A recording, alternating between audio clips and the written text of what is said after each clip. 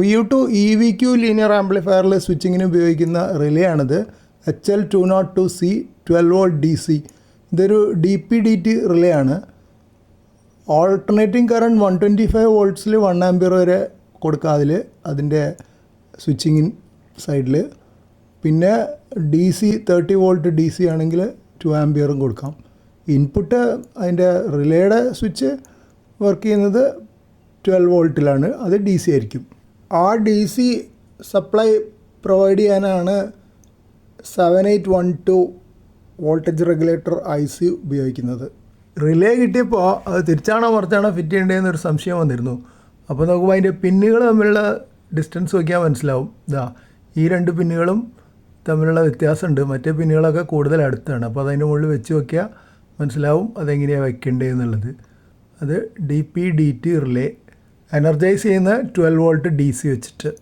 ആദ്യമായി തന്നെ ഞാനെപ്പോഴും ലീഡുകളൊക്കെ പിന്നുകളൊക്കെ ഒന്ന് ഫ്ലക്സിൽ മുക്കിയെടുക്കും. കുറച്ച് ഫ്ലക്സ് അതിൻ്റെ മുകളിലൊക്കെ ഉണ്ടായിക്കോട്ടെ. ആദ്യമായി തന്നെ കുറച്ച് മോൾട്ടൺ ലെഡ് ഓരോ പിന്നിൻ്റെ മുകളിലും പതുക്കെ പിടിപ്പിക്കും. അത് കുറച്ച് മെനക്കെടുണ്ട് എനിക്ക്. അത്ര കുറേ കാലമായിട്ട് ശീലം കുറഞ്ഞുകൊണ്ട്. പിന്നെ ഇത് നല്ലൊരു സോൾഡറിങ് ആണ്. അതിൻ്റെ ടിപ്പ് നല്ല ഷാർപ്പ് ടിപ്പാണ്. അപ്പോൾ അതുകൊണ്ട് തൊടുമ്പോൾ തന്നെ ആവുന്നുണ്ട്. പിന്നെ ആ പുക മൂക്കിലേക്ക് കയറുന്നൊരു ശല്യമുണ്ട്. അതിന് ഞാൻ മാസ്ക് ഇടും, ഫാനൊക്കെ ഇട്ട് എക്സോസ്റ്റ് പോലെയൊക്കെ അടിച്ചിടും. കുറച്ചുകൂടെ തുറന്ന സ്ഥലത്ത് വെച്ചിട്ട് ചെയ്യാറുള്ളൂ. അപ്പോൾ അങ്ങോട്ട് അധികം ബുദ്ധിമുട്ടുണ്ടാവില്ല.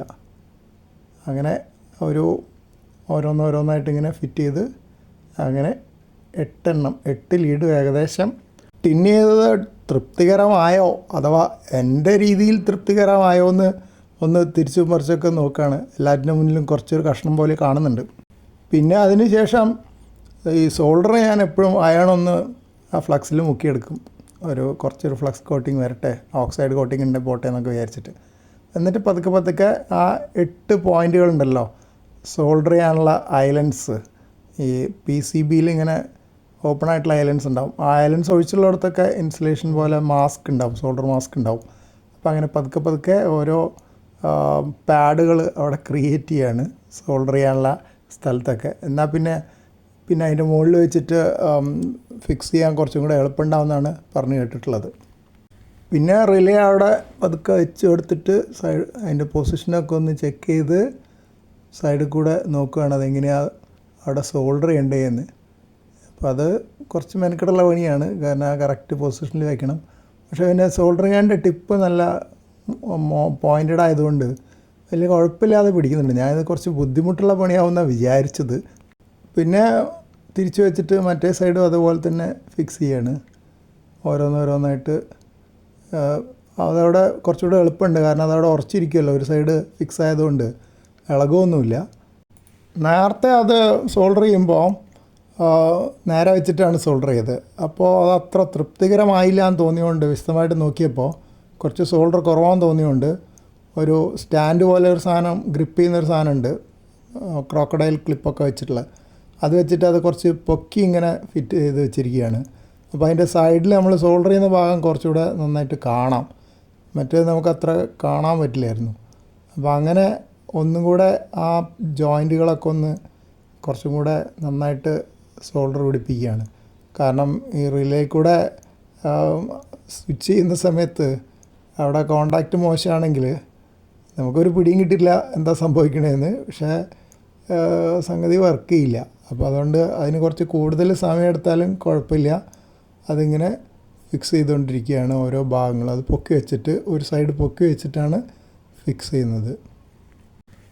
അപ്പോൾ അത് കഴിഞ്ഞിട്ട് അത് തിരിച്ച് പിടിച്ചിട്ട് മറ്റേ സൈഡും അതേപോലെ സ്വല്പം പൊക്കി ഫിക്സ് ചെയ്തിട്ട്, ആ ഫിക്സ് ചെയ്ത യന്ത്രം ഇവിടെ കാണുന്നില്ല, ഞാൻ മുമ്പ് വേറെ വീഡിയോയിൽ കാണിച്ചിട്ടുണ്ട്. ആ സൈഡ് ഇതുപോലെ സോൾഡർ കുറവുള്ള ഭാഗത്തൊക്കെ സ്വല്പം കൂടെ സോൾഡർ ചേർത്തുകൊണ്ടിരിക്കുകയാണ്. ജസ്റ്റ് ഒന്ന് തൊടുകയുള്ളൂ. കൂടുതൽ നേരം അവിടെ പിടിച്ചാൽ ചിലപ്പോൾ PCBക്കും പിന്നെ അതിൻ്റെ റിലേക്കൊക്കെ വല്ല കേട് വരണ്ടെന്ന് വിചാരിച്ചിട്ട്.